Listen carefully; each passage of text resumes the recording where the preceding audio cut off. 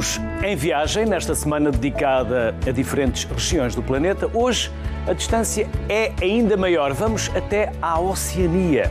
São muitas horas de voo, é verdade, mas valem bem a pena. A Oceania é um continente extraordinário, com uma natureza ímpar e variada. Um destino de sonho para aventureiros, mas da cultura, das pessoas, do estilo de vida, o que sabemos e o que não sabemos. Tentaremos aprender mais sobre o continente lá, do outro lado do mundo, com os meus guias de hoje. Para já em estúdio tenho Alexandre Monteiro. O Alexandre é investigador de Arqueologia na Faculdade de Ciências Sociais e Humanas da Universidade Nova de Lisboa e Raquel Amaral, professora de Português e Inglês. Aos dois, desde já, obrigado pela simpatia que tiveram em vir até à sociedade civil para nos trazerem esse continente do outro lado do mundo. Daqui a pouco também teremos outros convidados, mas nós aqui somos muito curiosos, não apenas sobre os temas que aqui trazemos, mas também sobre os convidados que tiveram a amabilidade de aceitar o nosso convite. Raquel, podemos começar por si? Sim, claro. Além desta mini apresentação que eu fiz, quem é a Raquel? Antes de mais, obrigada pelo convite. É um gosto estar aqui hoje. Eu sou professora de inglês, neste momento, e de português como língua não materna. Quando terminei o mestrado, decidi ir atrás de um sonho, que era ir até a Austrália, viver no país e viajar. Então aventurei-me, candidatei-me a um visto, que é o Work and Holiday, e viajei no país durante um ano. Vivi lá. E é natural de onde? Eu sou natural de Sinfãs. Sou do Sinfãs? norte. Sim. Do Douro. Sim. De Sinfãs do Douro para o mundo. Exatamente. Até a Oceania. Até a Oceania. Já vamos saber mais. Alexandre. Obrigado pelo convite. Eu sou arqueólogo subaquático, lido com embarcações portuguesas dos descobrimentos, e o que é sempre simpático porque me leva a sítios muito interessantes do mundo. E é de onde? Eu sou do Estoril. E a minha viagem até a Oceania fez graças a um barco português. Portanto, uma tragédia de há 200 anos atrás levou-me até um dos sítios mais bonitos do mundo, que é o Recife de Ningaloo, na Austrália Ocidental, onde passei um mês a apanhar moedas de prata de um barco português que ia a caminho de Macau. Tragédia para uns, sorte a sua, Sim. entre aspas, porque teve essa experiência de que nos vai contar e que vai partilhar. Raquel, e alguma vez pensava ir até o outro lado do mundo? Era um sonho de criança, ir até às antípodas, ir até o outro lado, saber o que é que se passa do outro lado do globo? Na verdade, não. Apesar de ter família na Austrália, família que está imigrada... Então já aí um princípio. Sim, estão lá... Em que zona? Norte, sul? Em Sydney. Sydney. Há mais de 30 anos. Mas não era um sonho de criança. Foi, na verdade, quando estava a terminar a licenciatura, tive a oportunidade de fazer um estágio curricular na Embaixada da Austrália em Lisboa, e depois tive a oportunidade de trabalhar na Embaixada, e foi aí que que nasceu o meu interesse e a paixão pelo país, e comecei a pensar, então, por que não ir até lá, viajar, conhecer, e depois de terminar o mestrado, decidi que aquele era o momento ideal para ter essa experiência, e então fui. E quando entrou na Embaixada Australiana, em Lisboa, o que sentiu? Foi bem recebida, uma outra cultura, uma outra realidade, outro povo? Muito bem recebida. Felizmente o ambiente na Embaixada é muito amistoso, a equipa é incrível. E hoje mantemos uma relação de amizade, então senti-me bem recebida.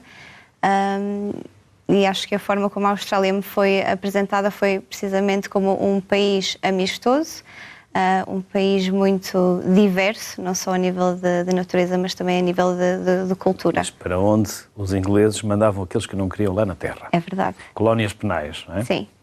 Mas quando chegou, depois, a Austrália confirmou aquilo que já tinha sentido aqui na Embaixada?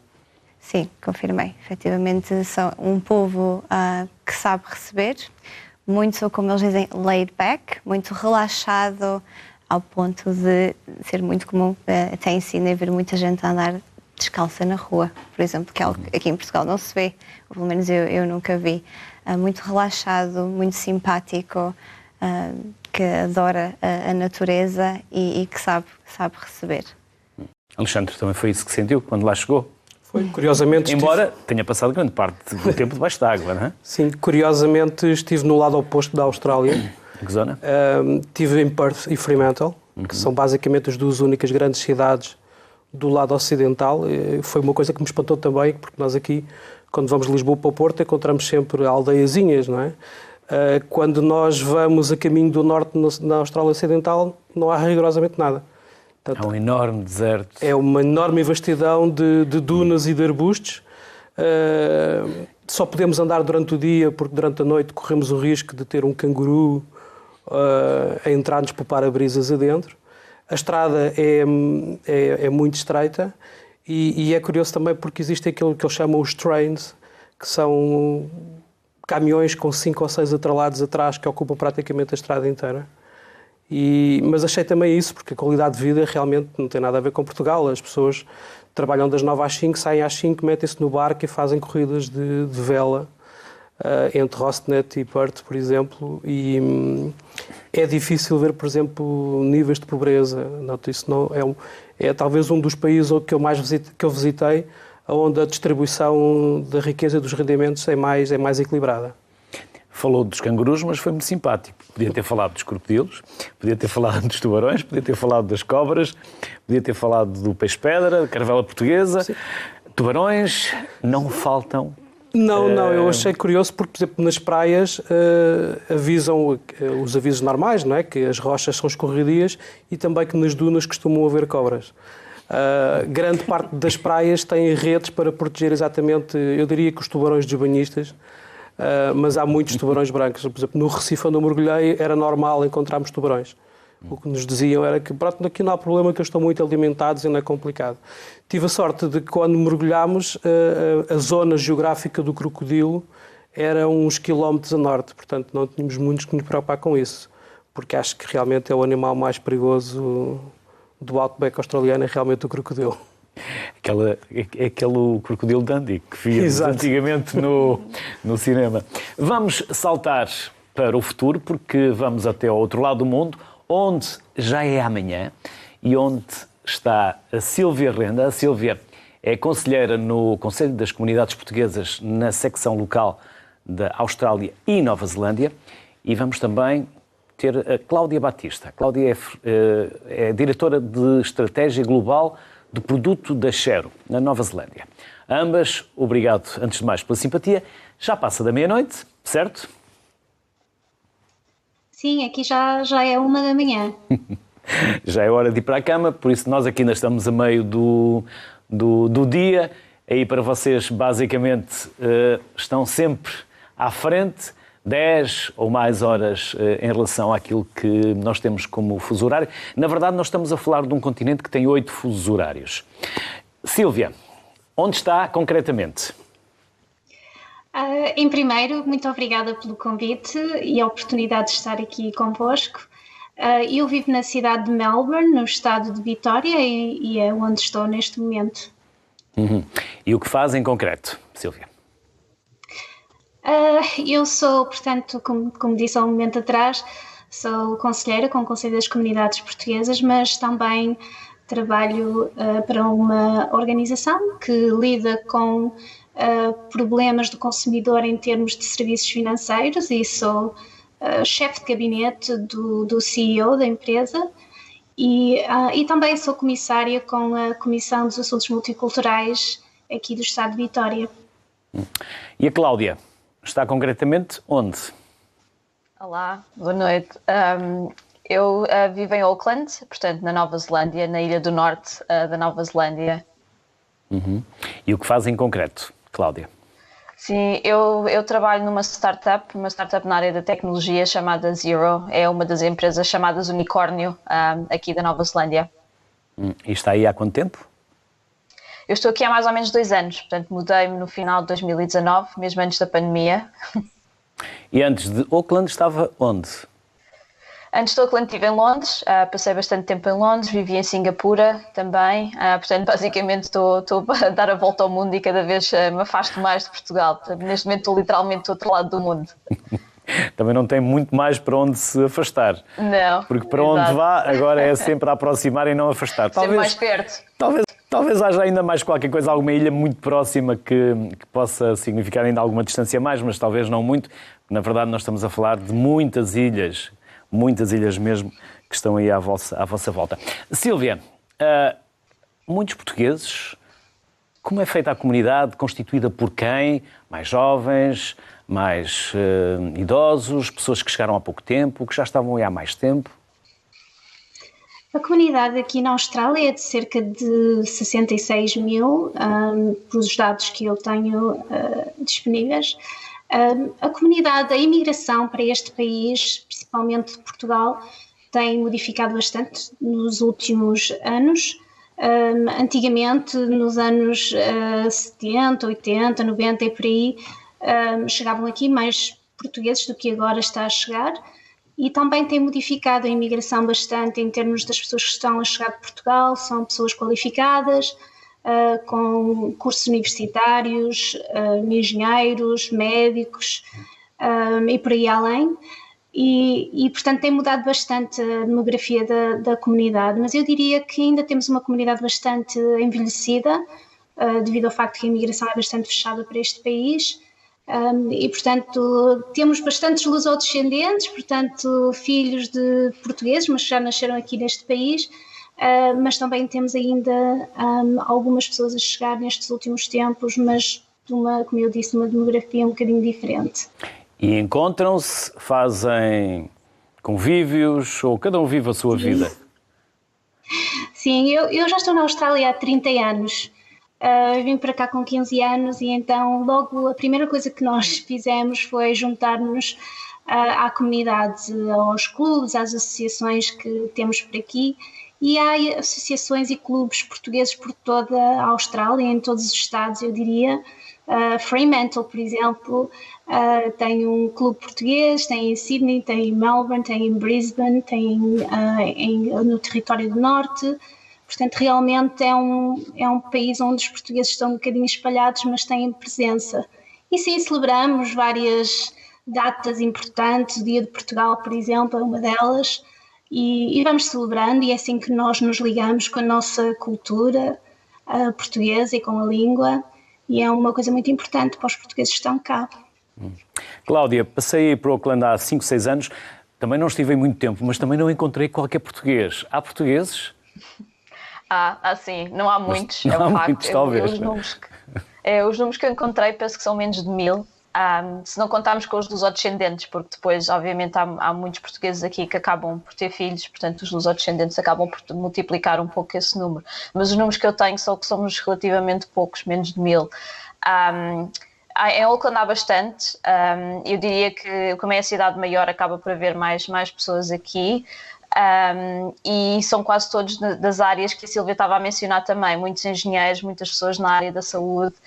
Nós, por acaso, temos uma pequena comunidade de portugueses, quase todos engenheiros. O meu namorado é português também e é engenheiro, portanto eles acabam por se conhecer todos, acabam por trabalhar mais ou menos todos nas mesmas empresas e estudaram mais ou menos todos nas mesmas universidades, e acabamos por nos encontrar bastante. Para além disso, há também os grupos de Facebook, não é? Inevitável. E penso que quando há eventos grandes as pessoas acabam por se juntar. Obviamente o futebol é uma coisa que move massas, portanto sempre que há campeonatos do mundo, sempre que há jogos importantes, as pessoas acabam por se juntar um pouco mais. Cláudia e Sílvia, já volto à conversa convosco, peço-vos só mais 5 minutos, eu sei que já está na hora de ir para a cama, como diziam, já é 1 da manhã, peço só mais 5 minutos para voltarmos à conversa, só para não deixarmos aqui os nossos convidados também, a Raquel e o Alexandre, muito tempo à espera. Raquel, foi isto que sentiu quando chegou lá? Este carinho por quem vive lá, mas também algum interesse por quem lá está e que é português de origem? Conseguiu misturar-se ou chegou lá e fez a sua vida, não quis saber dos portugueses por lá andava, porque português já estava farta cá? Não, eu estive integrada na comunidade portuguesa em Sydney, porque, como disse, tenho família lá e fiquei com... Foi com a família? Sim, estive com a minha família e, inclusive, eu estive a trabalhar numa pastelaria e padaria portuguesa em Piracham. Então entrou mesmo na comunidade? Eu entrei, estive completamente integrada na comunidade portuguesa. Uma pastelaria portuguesa em Piracham, que é considerado o bairro português e foi, inclusive, em final de 2018, 2019, foi nomeado pelo Winner Council como The Little Portugal. Tem ali um precinto, uma área que é a Praça Portuguesa, considerado o bairro português.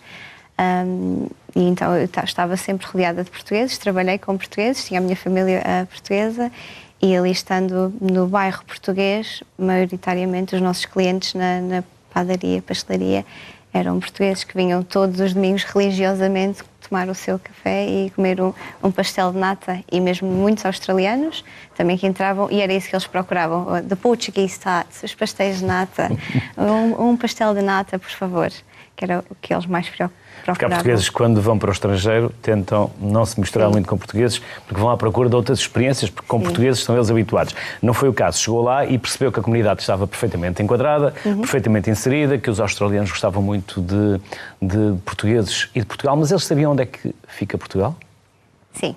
Sabiam. Aqueles com quem eu lidei, a maior parte das vezes sim, mas claro que também tive aquela experiência que muitas pessoas contam, que ok, de onde é que tu és? Eu sou de Portugal. Ok, Portugal fica em Espanha? Não. França, Espanha, pois. É um país não, ao lado de Espanha, mas é um país diferente. Porque eu tive, acho que, o melhor dos dois mundos. É que eles também não gostam muito de futebol, por isso também não dá muito para dizer que é a terra e o país do Cristiano Ronaldo. Não é? Bem, o futebol para eles, na verdade, é diferente. Não é? O futebol australiano é bem diferente do futebol europeu, bastante mais agressivo, eu diria, mais agressivo até do que o futebol americano, porque eles não usam proteções. Tive a oportunidade de ver um jogo ao vivo, uma experiência muito interessante, mas um pouco violenta, confesso. Mas... Alexandre, e chegou lá, encontrou português ou a sua equipa era... Não vi ninguém. Não viu ninguém? Não vi ninguém. Nem lá debaixo d'água? Não. A equipa era formada por quem? Por outros... Eu fui convidado pelo Museu da Austrália Ocidental. Aliás, neste momento sou também investigador da Universidade da Austrália Ocidental. Portanto, fui convidado por eles, integrei um projeto. Eu comecei a aproximar-me da Austrália com esta velha questão de será que os portugueses tinham encontrado a Austrália no início dos descobrimentos. Eu no início estava muito cético e depois de lá ter estado, nomeadamente naquele tal Recife, acabei por unir várias pontas e eu acho que os portugueses foram os primeiros europeus realmente a avistar a Austrália. Porque em 1560 tivemos o Manaus que passou mesmo em frente. E isso está documentado, Manaus depois que acabou por se perder em Sumatra, portanto, para os lados da Indonésia. E eu acho que sim, acho que os portugueses realmente avistaram a Austrália, mas acabaram por não lhe ligar porque na altura não havia nada de interessante. Se tivessem sabido que havia lá realmente as maiores reservas do ouro, provavelmente teriam lá parado mais vezes. O que é verdade é que o primeiro europeu que chegou à Austrália foram os holandeses e não o Capitão Cook, como toda a gente acha que foi. Eu acho que esta velha costela de serão os portugueses encontraram a Austrália e não encontraram, gera sempre muita celeuma e há muita gente que realmente acredita nisso. Mas não acho que seja realmente verdade de todo. Sílvia, sabemos que é um enorme país. Na verdade, a Austrália ocupa cerca de 90%, se quisermos, da importância da Oceania. Muita cultura e muito diferente da nossa, ou com traços comuns em que facilmente as duas culturas se misturam? E quando eu digo cultura, estou a falar mesmo da cultura, no geral. É fácil casar estas duas culturas, de tão distantes que elas estão? Eu devo dizer que as comunidades aqui na Austrália são diversas. 30% da população nasceram fora do estrangeiro e depois têm as gerações seguintes, portanto, os descendentes de outras comunidades. Eu diria que a diversidade é enorme, porque temos pessoas que chegaram à Austrália da Ásia, da Europa, da América do Sul, de todo o lado. Realmente é um país que é representado por a sua diversidade. Eu acho que há bastante harmonia entre as comunidades e eu acho que se juntam muito bem. Os portugueses integraram-se muito bem neste país, devo dizer. E é realmente porque eu quando falo dos australianos, eu agora já falo dos australianos de uma forma diferente. Tenho os australianos muito daquilo que as pessoas se lembram, que são muito tradicionais, que são aqueles com os cabelos louros, olhos claros, etc. Mas o povo australiano é muito mais diverso do que isso. Portanto, temos o que eu chamo os povos da Primeira Nação, que são os povos aborígenes. E depois temos todos os imigrantes que chegaram, desde aqueles que vieram nos barcos ingleses, os convites que foram enviados para cá, até outros povos que chegaram, que refugiados, que procuravam asilo, não é? Procuravam proteção deste país. E eu diria que realmente que esta comunidade, que este país é tão diverso que é difícil apontar realmente, às vezes, as origens das pessoas. Sílvia, e por falar em origens, eu conheço basicamente Darwin e à volta de Darwin, no norte da Austrália, não conheço o sul, mas convivi muito com os aborígenes, com os seus longos didgeridus nas ruas da cidade a tocar. De que forma é que os aborígenes são entendidos, respeitados e inseridos na comunidade pelos australianos em geral? Eu diria que este país ainda tem que andar muito para poder reconhecer os povos aborígenes da forma que eles merecem ser reconhecidos. Eles são os guardiões, os verdadeiros guardiões deste país, que estavam aqui antes de muitos de nós chegarmos. Diria que foram tratados muito mal na altura que cá chegaram os ingleses, principalmente, e que é uma comunidade que realmente ainda sofre o trauma das coisas que aconteceram no passado. Outra coisa que eu diria é que existe uma grande diferença entre da forma como eles vivem e como o resto da sociedade vive. Eles precisam de muito mais apoio no sentido de melhorar a sua vida. E eu realmente acho que ainda temos que, como eu disse, temos ainda que melhorar muito a forma como os povos aborígenes são tratados, como os serviços são, portanto, providenciados a eles, e realmente não é assim tão bom como talvez as pessoas pensam, e é que realmente que temos que mudar isso, sim, temos. Cláudia, não sei se já teve também contacto com alguma proximidade dos povos locais, nativos, os Maori. Já lhes conhece a cultura, a identidade? Já sim, sim, até já sei algumas palavras, porque aqui eu penso que se calhar um bocadinho ao contrário da Austrália, eu diria que os Maoris estão relativamente bem integrados na sociedade, apesar de não serem a maioria na Nova Zelândia efetivamente são pessoas descendentes dos europeus, sobretudo dos anglo-saxónicos, mas existe de facto uma grande percentagem, uma relativamente grande percentagem da população que é Maori, e também das Ilhas do Pacífico, também existe muita representatividade por parte das Ilhas do Pacífico, e a Nova Zelândia tem estas duas línguas oficiais, portanto o Maori e o inglês, e portanto acaba por estar, existem não só a língua, mas também muitos aspectos da cultura Maori que estão integrados na sociedade. Eu posso falar, por exemplo, da minha experiência na empresa onde eu trabalho, que é uma empresa da Nova Zelândia, onde efetivamente existem muitos princípios, o Manau, uma série de coisas que estão impregnados na cultura da Nova Zelândia, e diria que estão relativamente bem integrados, portanto são bem aceitos, têm representatividade no governo. E efetivamente existem algumas assimetrias, infelizmente, mas a nível de saúde, a nível de educação, mas estão relativamente bem integrados, sobretudo comparativamente com a situação da Austrália, eu diria. Cláudia, mantém-se na Ilha do Norte ou já foi à Sim. Ilha do Sul?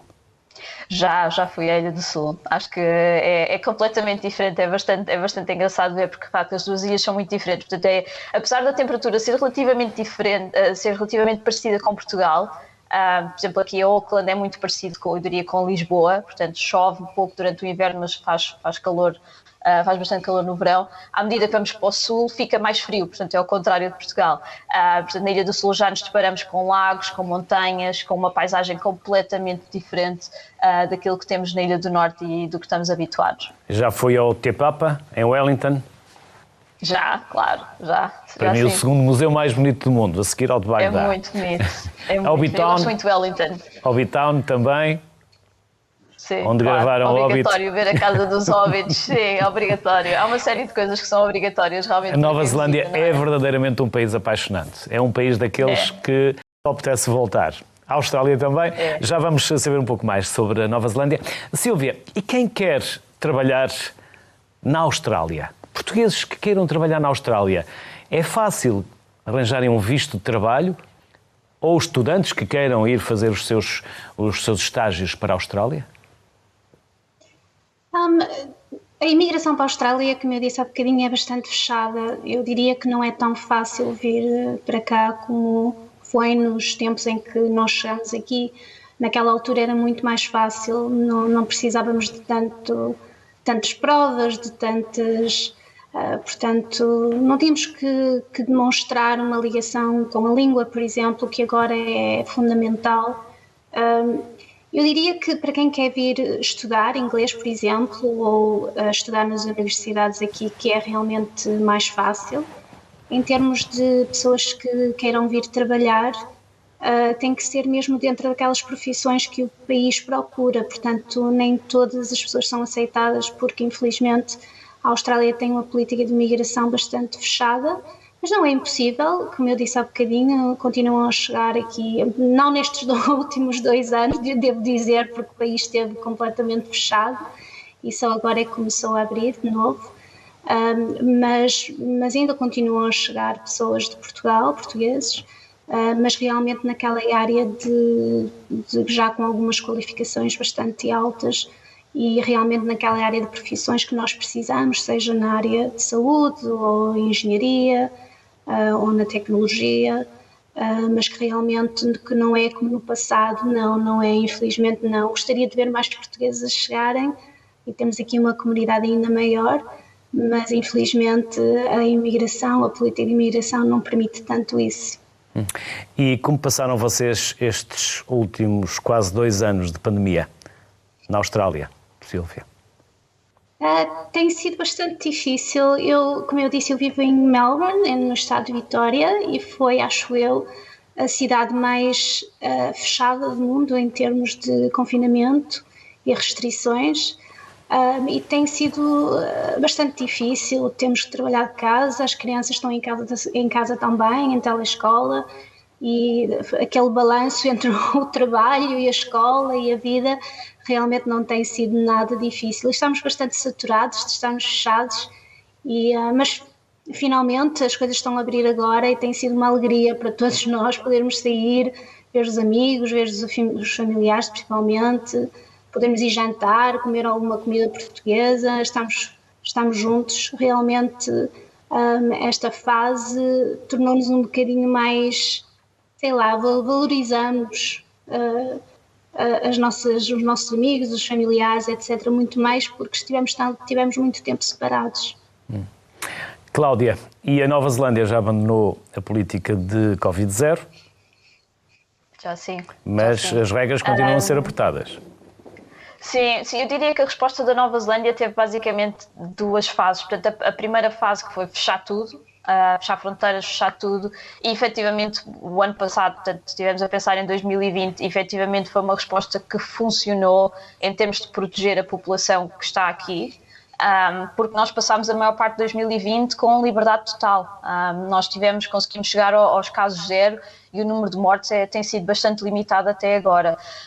O que eu acho que depois aconteceu em 2021 é que foi porque tiveram essa vitória em 2020, atrasaram um pouco o processo das vacinas. Portanto, o processo de vacinação foi muito mais lento do que Portugal, do que a Europa, e entretanto chegou a Delta. E tal como aconteceu em Melbourne, como a Silvia estava a descrever, nós também as últimas semanas temos passado fechados em casa, porque Auckland pelo menos está em lockdown, o resto do país está normal, mas Auckland tem estado em lockdown já há algumas semanas. A expectativa é que a vacinação, os níveis de vacinação estão a subir imenso, e portanto a expectativa é que durante as próximas 2 semanas que estas restrições desapareçam e voltemos à vida normal. Mas sim, eu sinto-me muito sortuda porque como eu referi, eu mudei-me para aqui pouco tempo antes da pandemia e efetivamente o nosso 2020 foi muito melhor do que o resto do mundo. Cláudia, e quem quiser trabalhar na Nova Zelândia, é igualmente difícil, como falava a Sílvia, tal como na Austrália? Sim, portanto a política de imigração também é relativamente restrita. Eu acho que há muita necessidade naquelas profissões-chave, como a Silvia também a Silvia também estava a referir, aqui também há muita falta de engenheiros, sobretudo engenheiros civis, e muita falta de pessoas na área da medicina, portanto existe alguma oportunidade, muita oportunidade, até muita necessidade de pessoas nessas áreas. De resto é um bocadinho mais complicado, mas eu acho que há bastantes elos de ligação entre Portugal e a Nova Zelândia. Pelo menos eu estou na área da tecnologia e noto que existem bastante ligações, por exemplo, investidores da Nova Zelândia que estão a investir em Portugal e na Europa, que foram a Portugal por causa do Web Summit e acabaram por gostar imenso de estar lá e estão a trabalhar com empresas portuguesas. A Sonai, que acabou de investir numa empresa da Nova Zelândia. Portanto, eu acho que na área da tecnologia acaba por haver um bocadinho mais de ligação. Muitas universidades, muito elo de ligação, muitos intercâmbios entre as universidades. Por exemplo, a Nova, que foi a universidade onde eu andei, tem intercâmbios com pelo menos 2 universidades aqui da Nova Zelândia. Algumas universidades da Nova Zelândia têm intercâmbios com universidades portuguesas. Portanto, eu acho que aos poucos estão-se a criar esses elos de ligação que permitem aos portugueses, aos estudantes portugueses, terem a experiência de passar algum tempo na Nova Zelândia. Os Working Visa, que a Silvia mencionou, são outro exemplo. E portanto, eu acho que esse elo de ligação está a aumentar, essa ligação entre os dois países. Mas se é fácil neste momento para um português vir para aqui, não, porque as nossas fronteiras neste momento ainda estão fechadas, mas eu espero que com o tempo voltem a reabrir e estas oportunidades continuem a aparecer. Cláudia e Sílvia, muito obrigado. Aí na Austrália e na Nova Zelândia já é madrugada, já estão no amanhã, nós ainda estamos no hoje, por isso bem-ajam, obrigado pela simpatia que tiveram em estar connosco, pelas horas de sono que tiraram a esta madrugada para poder falar connosco. Agradeço em nome da sociedade civil, toda a equipa, a simpatia que tiveram e desejo-vos as maiores felicidades. Até uma próxima. Muito obrigada. Obrigado. Obrigada. Obrigado. Há quem diga que sim, muitos dizem que não. É difícil saber ao certo nesta altura. Teremos nós descoberto a Austrália? Uma das ideias essenciais que eu tive em relação a esta obra foi tratar dos mitos e das ideias, digamos, os preconceitos, ideias pré-concebidas que as pessoas têm acerca da idade do ouro dos descobrimentos. E se em algumas das questões a preocupação era dizer se era ou não verdade, se existiu ou não existiu uma escola de Sagres, se o Pedro Álvares Cabral foi ou não o primeiro descobridor do Brasil. Em muitas outras questões achei que havia problemas um pouco mais complexos que valia a pena referir. E esses tinham a ver com a própria história dos mitos. Como é que surgiram, em que autores é que determinada ideia foi veiculada e depois se ficou na memória coletiva e entrou nos manuais escolares ou se pelo contrário ficou esquecida. E de maneira que estas 100 perguntas foram uma forma, digamos, um pouco, enfim, atabalhoada, porque são 100, não é? E não tem exatamente um estilo e um perfil para cada uma das respostas. Há respostas com um tom mais didático, mais escolar e outras um pouco mais, digamos, mais fluidas, em jeito de crónica, precisamente onde tento abordar essas questões dos mitos, a sua construção e as ideias que subsistem na nossa memória coletiva em relação a esta etapa da história de Portugal. A questão do descobrimento português da Austrália é uma questão, uma temática que vai não volta, emerge na imprensa, nos jornais, cada vez que descobrem uma peça de metal de origem europeia na costa australiana, lá surge novamente na imprensa internacional e na portuguesa, a ideia de que seria português, isto é uma prova como os portugueses teriam chegado à Austrália. Há um historial, o que eu tento fazer no livro é traçar, enfim, várias coisas, uma delas traçar o historial de tudo isto. Quem foram os primeiros autores que sugeriram, com provas documentais, de que os portugueses teriam chegado lá antes dos britânicos, do capitão James Cook e dos holandeses. Está atestado documentalmente que os holandeses chegaram lá na primeira década do século XVII. Portanto, a questão coloca-se como é que os portugueses tiveram um século, digamos, de avanço, de vantagem no Índico e como é que é possível que não tenham chegado à Austrália antes dos holandeses. Quis, portanto, mostrar que depende, e isto aplica-se a outras questões, depende do que se entende por descobrir e por descobrimento. Ou seja, a Austrália era conhecida muito provavelmente por chineses, malaios, javaneses. A Austrália ficava no século XVI fora das rotas de comércio que ligavam, enfim, Malaca às Molucas, ao Extremo Oriente, à China, ao Japão, e de Malaca para o oeste, enfim, para a Índia, ficava fora deste mundo comercial que fervilhava de contactos e de navegação, e, portanto, não tinha interesse do ponto de vista mineral, de riquezas, as populações eram sem grande interesse para o mundo comercial asiático. Quando os portugueses lá chegaram, também não terão sentido grande interesse em lá ir e, portanto, é muito provável que os portugueses tenham lá posto o pé ao longo do século XVI, mas tratando-se de mercadores privados que iam por conta própria, por conta do do capitão de Malaca, que iam em naus, em navios asiáticos, chineses, malaios, javaneses, se por lá passaram não deixaram rastro. O que nós podemos dizer é que se os portugueses foram os primeiros europeus a chegar à Austrália, muito provavelmente a resposta é afirmativa, não é?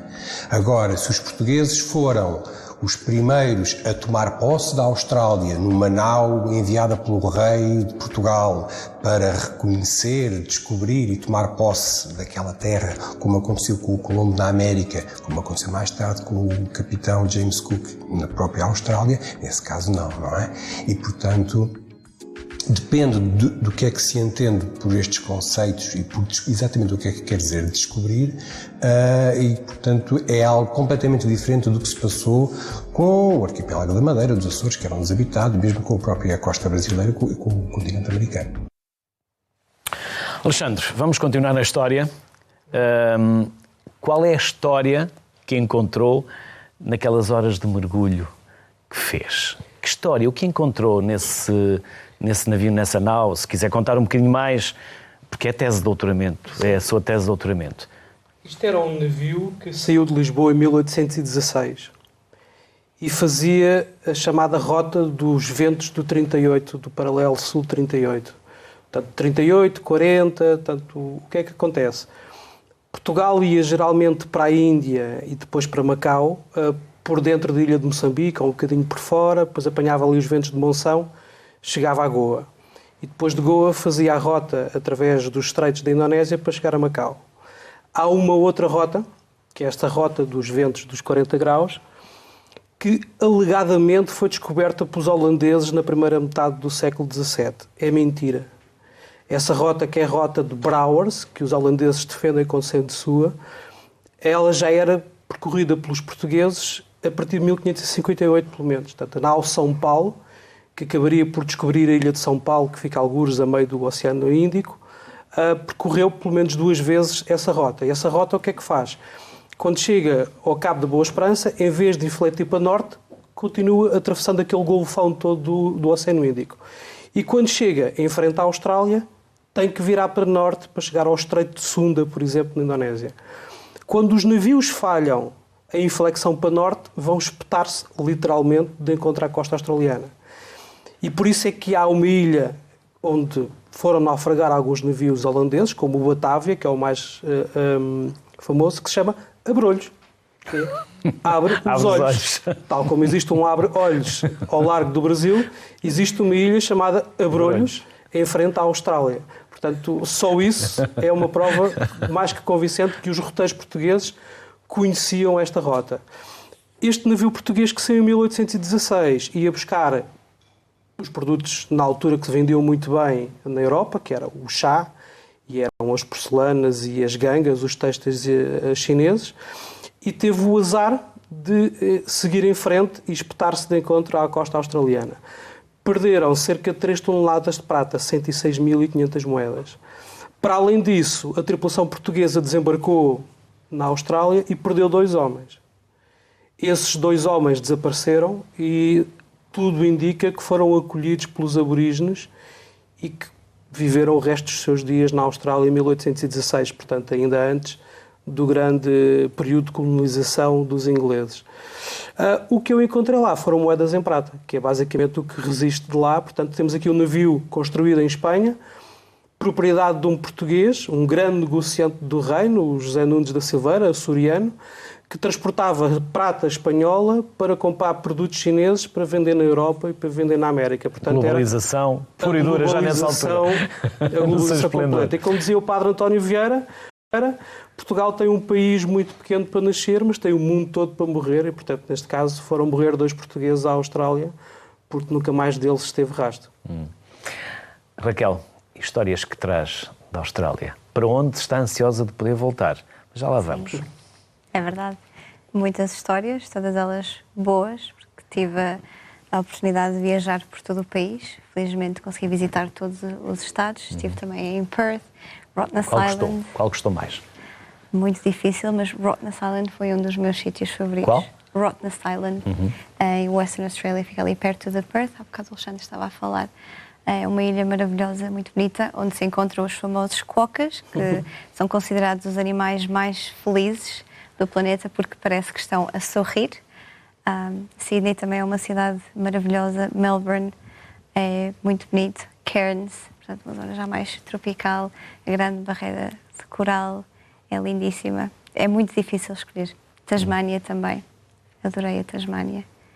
E que histórias traz para recordar e para um dia contar aos amigos? Porque quando vamos para um hotel de 5 estrelas, ficamos sem histórias. Sim, é verdade. Quando vamos de mochila às costas, normalmente trazemos muitas histórias. Ou quando andamos a visitar. Teve algum encontro imediato com um canguru? Vários. Com crocodilos, com cobras, koalas. Portanto, a vida animal, a vida selvagem da Austrália esteve sempre muito, muito presente em todas as minhas viagens. Das primeiras viagens que fiz foi para o centro da Austrália. Tive a oportunidade de visitar o Uluru, que é o que a gente normalmente reconhece como uma pedra gigante no meio do deserto, que é território sagrado para os aborígenes. E aí tive a oportunidade de fazer o que nós chamamos de camping ou swat camping, que é acampar no meio do deserto, mas sem tenda. Portanto, ficar só mesmo a dormir num saco de cama à volta de uma fogueira, porque à noite no deserto fica muito frio, e estávamos nós a tentar dormir, eu com colegas que estavam a fazer a mesma viagem que eu, e tínhamos os dingos, um cão selvagem que há na Austrália, que vinha à meia da noite ver o que é que poderia roubar, o que é que poderia tirar. Portanto, acho que normalmente quando eu conto as pessoas ficam sempre, mas como é que foste capaz de ficar assim no meio do deserto? Não tinhas medo? Os dingos, as cobras? Eu claro que tinha medo, mas foi incrível. O céu é maravilhoso no deserto à noite. Experiências fantásticas. Seguimos com mais 2 convidados em território nacional. Bernardo Vasconcelos. O Bernardo é diretor do Centro Cultural João dos Passos, na Madeira. E Salidine, solista A e chefe de naipe da Orquestra Metropolitana de Lisboa. Também professora na Academia Nacional Superior de Orquestra. Aos 2, desde já, obrigado pela simpatia que tiveram também em aceitar o nosso convite. Bernardo, para começar, quem foi João de Passos? João dos Passos, boa tarde em primeiro lugar. Muito obrigado pelo convite e com muito gosto que participe do programa. Espero que a minha informação relativamente à Austrália não seja algo anacrónica, porque reporto de facto de 2015. Voltando à sua pergunta, João dos Passos foi um escritor norte-americano, portanto modernista, do início do século XX, portanto contemporâneo de Hemingway e de F. Scott Fitzgerald, entre outros, que tem a particularidade de o seu avô ter emigrado da Ponta do Sol em 1830, portanto, rumo aos Estados Unidos. Portanto, a casa onde se encontra neste momento o Centro Cultural de João dos Passos pertencia a familiares de João dos Passos, portanto, é uma forma de nós perpetuarmos a vida e a obra deste escritor. Sally, o que é uma solista A e chefe de naipe de orquestra? Boa tarde e muito obrigado pelo convite. O solista A é uma pessoa que é chefe de naipe, alguém que é líder de naipe, neste caso dos sopros, que eu toco oboé e é um instrumento de sopro. Portanto, eu tenho que... Eu tenho solos para tocar e tenho que liderar toda a gente à minha volta para tocar conjunto, para fazer o nosso naipe, para ter um resultado com a maior qualidade possível. Bernardo, foi investigar a comunidade portuguesa na Austrália. Concretamente? Sim, era uma curiosidade que eu tinha desde há longa data. Próprio fui imigrante, portanto eu cresci na África do Sul. Antes de estar aqui no centro, era docente da Faculdade de Artes e Humanidades, no Departamento de Línguas, Literaturas e Culturas da Universidade da Madeira, e foi nessa qualidade que em 2015 me propus uma temporada na Universidade de Curtin, na Austrália Ocidental, como Visiting Research Fellow, precisamente para procurar saber um pouco mais sobre a comunidade madeirense, e depois acabou por ser alargado para a comunidade portuguesa no geral, para aquela região da Austrália. Sendo que neste momento, e estando aqui no Centro Cultural João dos Passos, essa é também uma das vias, uma das linhas de investigação e que nós procuramos incrementar e procurar saber mais, tem a ver exatamente com a questão da diáspora madeirense. E que conclusões trouxe dessa investigação que fez, Bernardo? Eu trouxe conclusões bastante preliminares, aliás, partilhei-as numa comunicação de fim de período de investigação. 3 meses parecem muito, mas de facto acabam por ser escassos, porque há toda uma espécie de reconhecimento do território, digamos assim, que temos que fazer de início, portanto, estabelecer contactos com as pessoas, ganhar a confiança das pessoas, porque alguém que chega de fora e tenta, saber pormenores que às vezes são um pouco mais pessoais, podem gerar alguma relutância. E a ideia era depois eu fazer o follow-up destes 3 meses com uma licença sabática de 1 ano e de facto depois chegar a uma publicação sobre a matéria.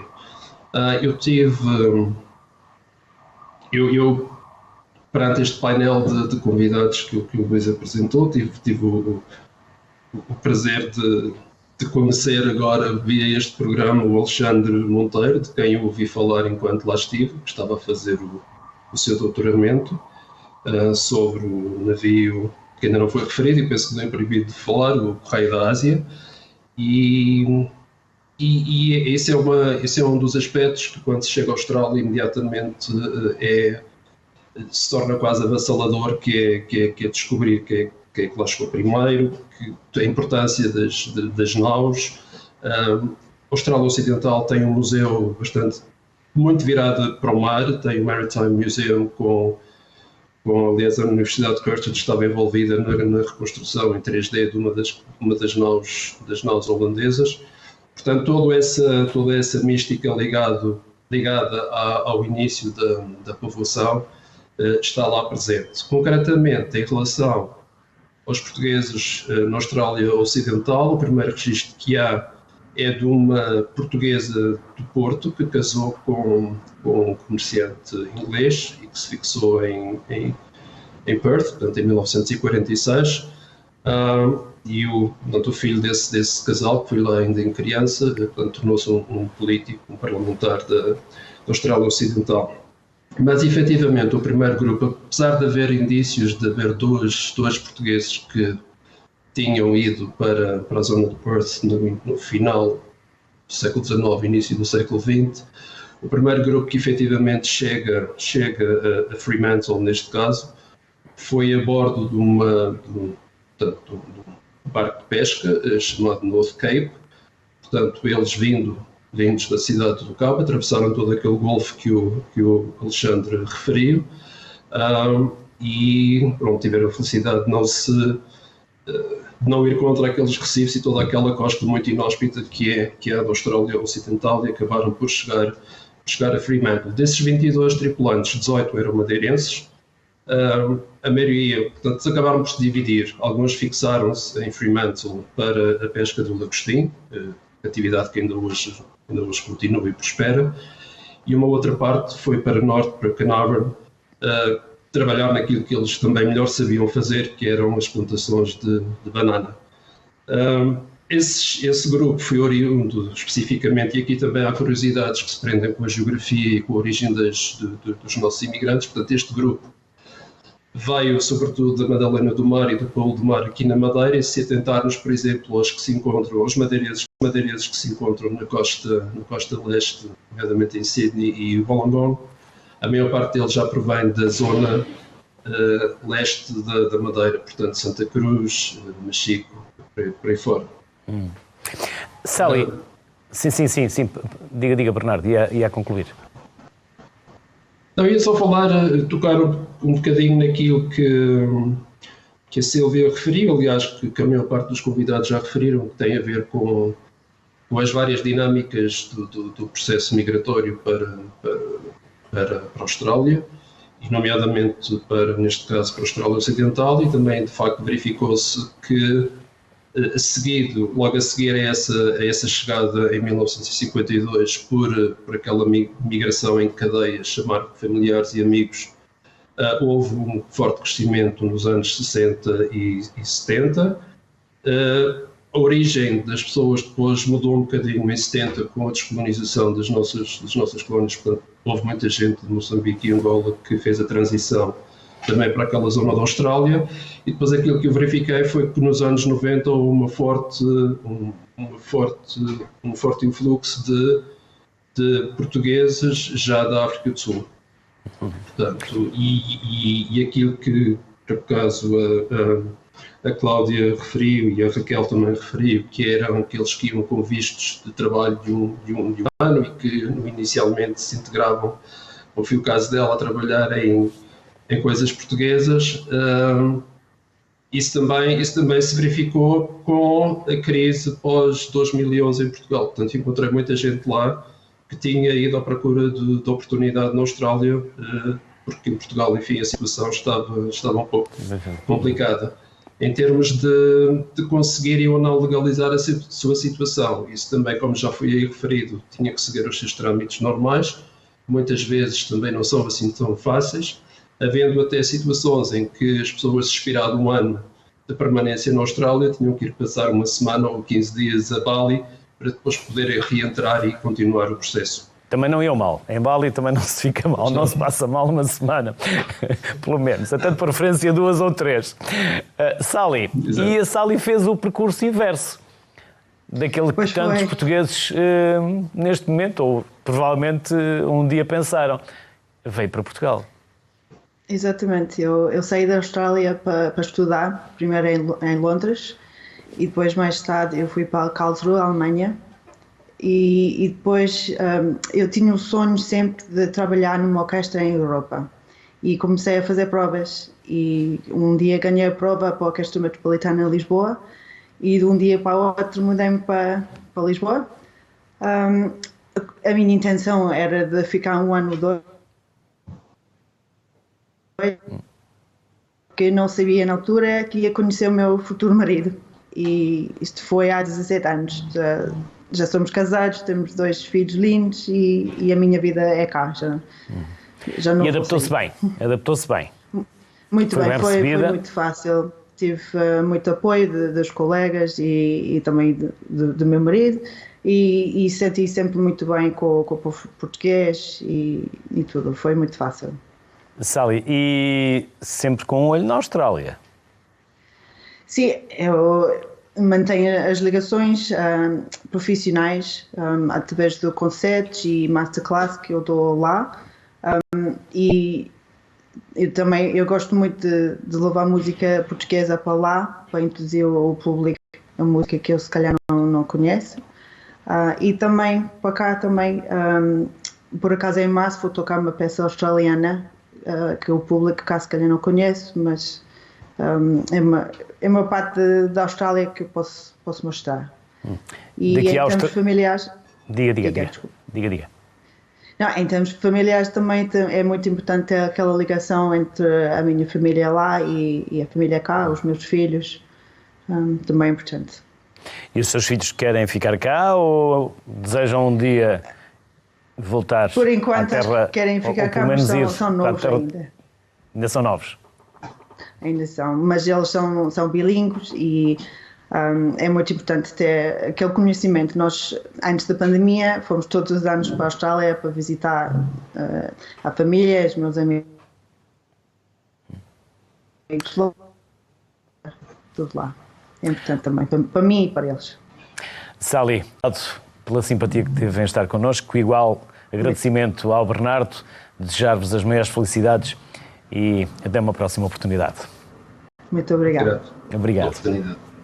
Apesar da agenda ter impedido a presença aqui em estúdio, a embaixadora australiana em Portugal, Claire Rochecoste, enviou-nos um simpático vídeo. Olá, o meu nome é Claire Rochecoste e sou embaixadora da Austrália em Portugal. Agradeço aos produtores da sociedade civil pelo convite e cumprimento todos os intervenientes do programa. Hoje convidaram-me a falar de algumas especificidades da minha terra, a Austrália. Primeiro, convém dizer que a Austrália é um continente antigo. Alberga uma das culturas contínuas mais ancestrais do mundo. As primeiras nações, os povos indígenas, foram os primeiros navegadores. Chegaram ao território há pelo menos 60 mil anos e habitam-no de forma contínua desde então. A cultura indígena é diversa e forte e dá um contributo vital para a identidade moderna da Austrália. Somos também um país de imigração.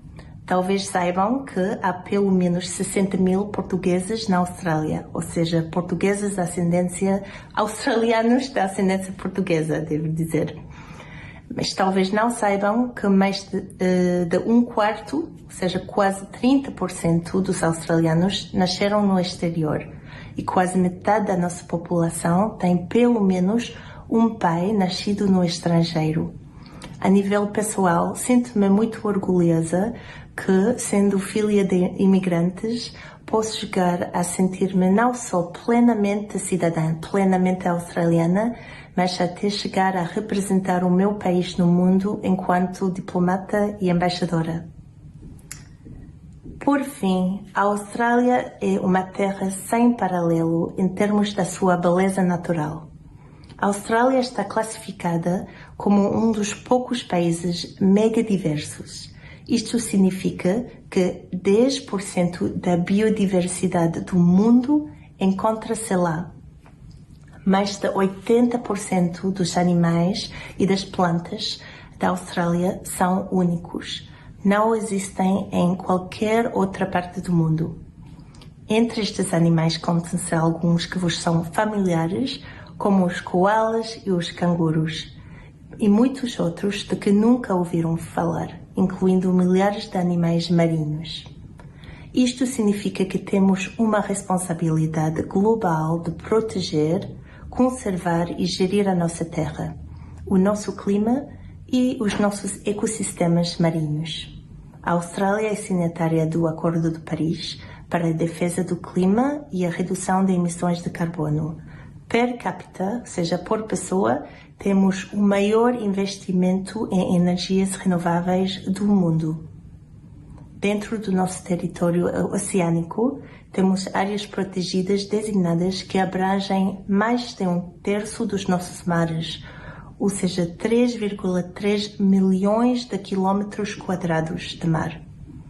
Temos ainda na Austrália 19 sítios inscritos na lista de Património Mundial da Unesco, a maioria deles património natural. Agora que as fronteiras estão a reabrir, espero que nos próximos anos mais portugueses possam viajar à Austrália, descobrir esta beleza, conhecer este país maravilhoso, para estudar, visitar família e amigos e talvez fazer novos amigos na minha terra, essa ilha que ocupa a maior parte de um continente, a Austrália. Claire, por nós está aceito o convite. Temos 1 minuto para cada um, basicamente, porque poderíamos ficar aqui horas a falar deste continente que talvez é o mais pequeno de todos, mas talvez, pelo menos para mim, o mais bonito, esse novíssimo continente. Alexandre, e depois, muitas horas a mergulhar no meio de tartarugas, alguns encontros imediatos, o que aconteceu às moedas, sim, 1 minuto, 1 minuto e meio. O que é interessante na Austrália é que eles têm uma muito boa ciência arqueológica em termos de náutica. Portanto, e o Museu da Austrália, como dizia ali o Bernardo, é realmente um dos maiores do mundo em termos de qualidade científica. Eu passei muitos anos em Lisboa a estudar o arquivo do armador deste navio na Sociedade de Geografia de Lisboa. Está lá tudo, desde o nome de todos os tripulantes até ao mais pequeno parafuso fazia parte do barco. E a minha ida à Austrália, a convite do museu, resultou exatamente desta parceria de anos.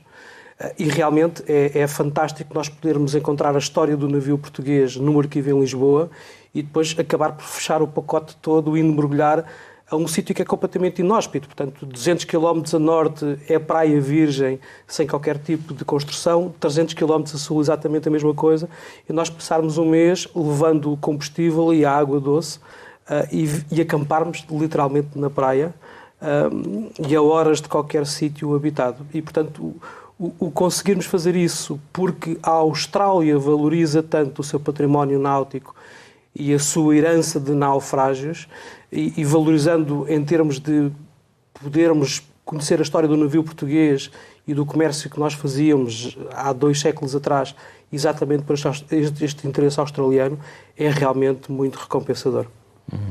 E o que aconteceu às moedas? Porque nós gostamos de saber o final da história. As moedas espanholas que foram compradas por este português para fazer comércio com a China estão a ser recuperadas, tanto vários milhares delas já foram recuperadas, fazem parte do património cultural subaquático do mundo, estando na curadoria da Austrália e servindo para fazer múltiplas investigações científicas e sendo também, obviamente, depois expostas no Museu dos Naufrágios de Perth. E em que parte da história fica Portugal, Alexandre? É uma história universal. Consigo. É uma história universal. É herança cultural portuguesa que está neste momento na posse da Austrália. Não interessa quem é que a tem, o que interessa é que não caia nas mãos de caçadores de tesouros. Interessa que seja investigada por arqueólogos e por outros cientistas que se preocupam realmente por esta herança universal. E essa enorme experiência fica consigo, Exatamente. Sem dúvida, para partilhar. Raquel, e a mala está feita ou está sempre feita para partir para a Austrália? Eu acho que ainda não desfiz a mala, na verdade. Adorava poder voltar, porque apesar de ter sido só um ano, foi um ano, uma experiência tão maravilhosa que me marcou de tal forma que eu acho que atrevo-me a dizer que considero a Austrália a minha segunda casa e espero voltar um dia, em breve, quem sabe. Esse um dia, em breve, quem sabe? Um mês? Um ano? 10 anos? Não sei. Preferência um mês. Pronto, vá lá, um ano. Vamos ver, talvez um ano. Talvez um ano. É um país incrível, como disse a senhora embaixadora, beleza sem igual, diversidade natural maravilhosa. Vamos aceitar o convite. Sim, Vamos já está aceito. Raquel e Alexandre, foi um gosto enorme, um contributo inestimável que vocês nos deixaram aqui, partilhando os vossos conhecimentos e saberes, as vossas experiências, as vossas vivências. Muito obrigado por essa generosidade que tiveram connosco. Amanhã reorientamos o barco e da Oceania seguimos para a última paragem, África. Boa tarde, fique bem. Saúde.